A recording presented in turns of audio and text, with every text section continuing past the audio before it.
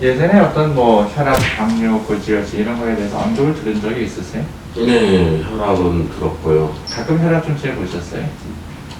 네, 집에서 아침에 일어나자마자. 일어나자마자 한 일주일 정도 재봤을 때는 한 130에서 140 왔다 갔다 하더라고요. 2014년도에 그때 검진을 받아서 그때 혈압이 좀 적혀 있거든요. 158에 96. 혈압은 계속 높아졌다는 거고. 170에 95, 181에 105, 지금 180에 116. 2년 전에 병원에서도 그렇게 나왔었어요. 고혈압은 혈관의 압력이 올라가는 것을 의미하잖아요. 이게 별것 아닌 것처럼 생각되는 그 압력이 계속 누적되었을 때는 굉장히 큰 영향을 줍니다. 우리가 홍수가 났을 때 개울이 이렇게 뚝이 터지고 이런 것들도 결국 수압이잖아요. 혈액도 마찬가지로 압력이 높아졌을 때 또 혈관에 손상을 주게 돼요. 그래서 고혈압이 오래되는 것은 결국 그 혈관 손상 때문에 뇌나 심장 그리고 눈이나 콩팥 등등의 그런 장기들이 지속적으로 손상이 되어서 결국 기능을 못하게 되는 그런 상황까지 유발할 수가 있어요.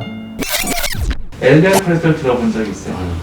지방성 기름기. 그게 혈액속에서의 양, 콜레스테롤의 양은 피 속에 기름기가 얼마나 많으냐, 그걸 측정하는 거라고. 이제 왜 측정하겠어요?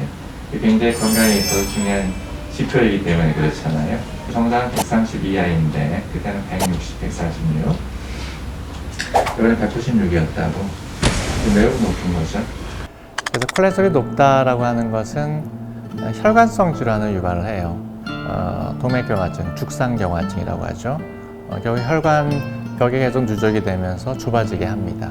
그런 것이 혈액순환을 악화시키게 되고 또 순간적으로 그 좁아진 혈관, 그런 기름기가 쌓인 그 기초 위에 약간의 어떤 손상이 되면 염증 반응에 의해서 그런 혈전이 발생하기 시작하거든요. 그래서 순식간에 혈관을 막아버리죠. 그래서 심장혈관이나 뇌혈관이 막혀서 큰 문제들이 생깁니다.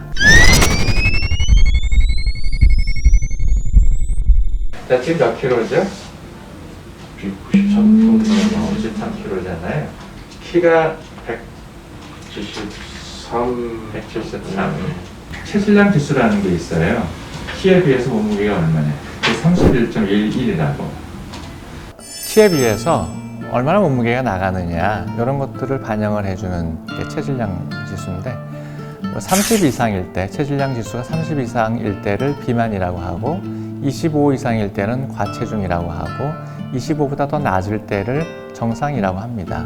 그래서 25가 넘어가면 우리 몸에 대사증후군이 생길 수 있는 그런 위험성, 만성 질환들이 생길 위험성이 높아지는 거고 심혈관 질환의 위험성을 갖고 있는 것으로 생각할 수가 있어요. 식사량은 어떠세요?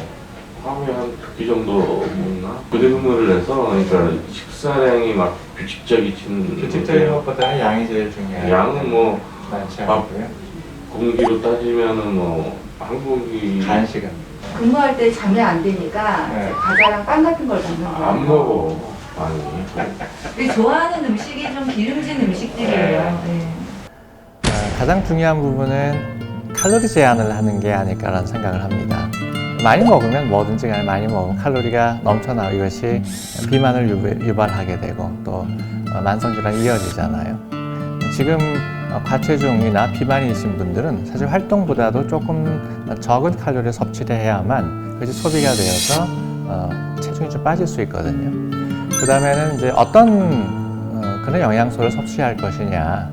탄수화물이나 지방의 섭취는 결국 고지혈증을 해결하기가 매우 어렵죠. 그런 부분들을 좀 줄이는 것. 그렇다고 전혀 먹지 말라라고 하는 것은 아니고 상대적으로 좀 적게 드시는 것이 좋겠다는 생각을 합니다.